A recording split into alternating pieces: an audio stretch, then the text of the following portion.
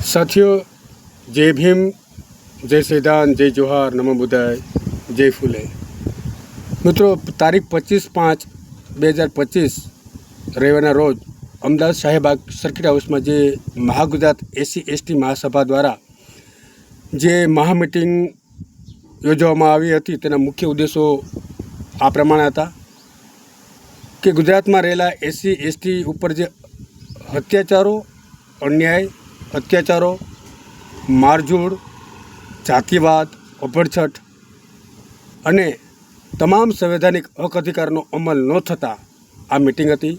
બીજો મુદ્દો એ હતો કે આ સરકારે રોજબરોજ SC/ST OBCને શિક્ષણ ક્ષેત્રે, રોજગાર ક્ષેત્રે, નોકરી ઉપર અને અન્ય જગ્યાએ અન્યાય કર્યો છે એ પણ સાબિત થયું છે।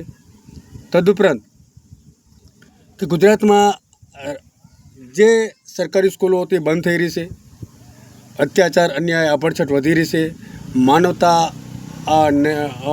ને લોકો ભૂલી રહ્યા છે, પાખંડ, ઢોંગ, અંધશ્રદ્ધા, કુરિવાજો રોજબરોજ વધતા જાય છે, સરકારી સ્કૂલો બંધ થઈ જગ્યાએ મોટા મોટા મંદિરોનું નિર્માણ થઈ રહ્યું છે।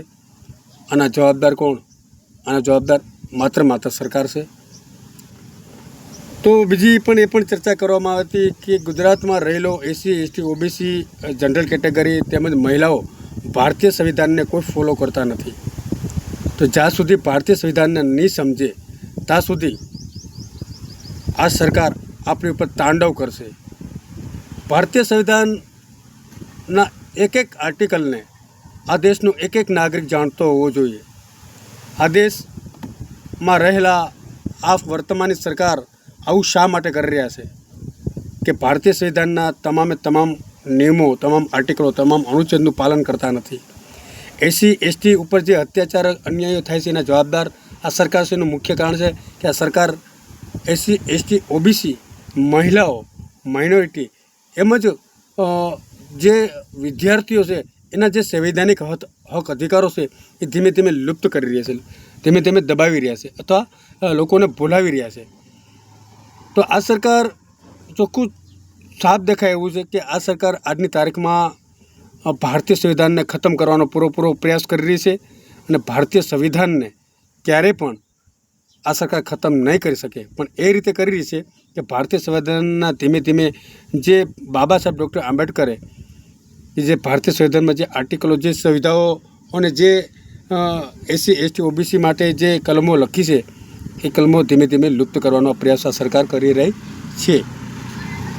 માટે SC/ST OBC સમાજના લોકો જાગૃત થાય, અંદર ના લડે અને વધારે કહેવાતો આ ભાજપ સરકાર અથવા RSS OBC સમાજને આગળ કરી અને મુસ્લિમો સાથે અન્યાય કરાવી રહી છે, દલિતો સાથે અને આદિવાસીઓ સાથે પણ અન્યાય કરાવી રહી છે।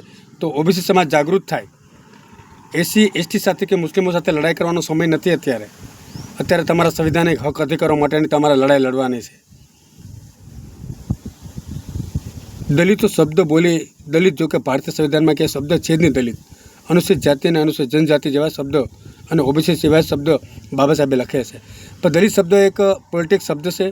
તો હવે જે અનુસૂચિત જાતિના લોકો દલિત બની ન રહે, આદિવાસી સમાજના લોકો પણ દલિત બની ન રહે અને OBC સમાજના લોકો જાગૃત થાય, પોતાના સંવિધાનિક હક અધિકાર માટે આગળ આવે।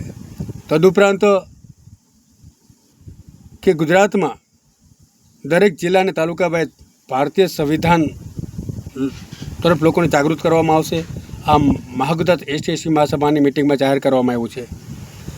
જો ભારતીય સંવિધાન અમલમાં નહીં આવે, એના આર્ટિકલો, ભારતીય સંવિધાનને લોકો નહીં સમજે તો તમારા હક અધિકારો આ સરકાર છીનવી રહેશે અને છીનવતી રહેશે। આ મનોવાદી સરકાર છીનવતી રહેશે। તો હવે પછી આ મિટિંગમાં ડિક્લેર થઈ ચૂક્યું છે કે જો ભારતીય સંવિધાન ઉપર આ સરકાર સ્ટેપ બાય સ્ટેપ અમલવારી નહીં કરે અને SC/ST OBC વર્ગના લોકો સાથે જો સરકાર અન્યાય કરતી રહેશે, એના સંવિધાનિક હક અધિકાર નહીં આપે, મહિલાઓના, વિદ્યાર્થીઓના, માઇનોરિટીના, OBCના જો સંવિધાનિક હક અધિકાર નહીં આપે તો અને એની ઉપર સંવિધાન ઉપર અમલ કરવામાં નહીં આવે તો આગામી સમયમાં ગુજરાતમાં ગુજરાત વ્યાપી આંદોલન થવાની પૂરી શક્યતા છે અને મહાગુજરાત ST/SC મહાસભા અત્યારે પૂરી તૈયારી સાથે છે કે અમલ નહીં થાય તો આંદોલન થશે. ભારતીય સંવિધાનનું અમલ નહીં થાય તો ગુજરાત વ્યાપી આંદોલન થશે. જેને માટે 45 મુદ્દાઓ લખેલા છે કે જે ગુજરાતના CM, ભારતના વડાપ્રધાન, ગુજરાતના રાજ્યપાલ અને ભારતના રાષ્ટ્રપતિના તેમજ ગુજરાતના SC/ST OBC સમાજના ધારાસભ્ય અને સંસદ સભ્ય આ બધા મુદ્દાઓ જશે અને જેની નોંધ લે. આ ગુજરાતના રાજકીય પક્ષો, ગુજરાતના તમામ સમાજના આગેવાનો, ગુજરાતના તમામ કર્મશીલો આ વસ્તુની નોંધ લે કે હવે સંવિધાન અમલમાં લાવવું પડશે. એક પોઈન્ટ અમલમાં લાવવો પડશે.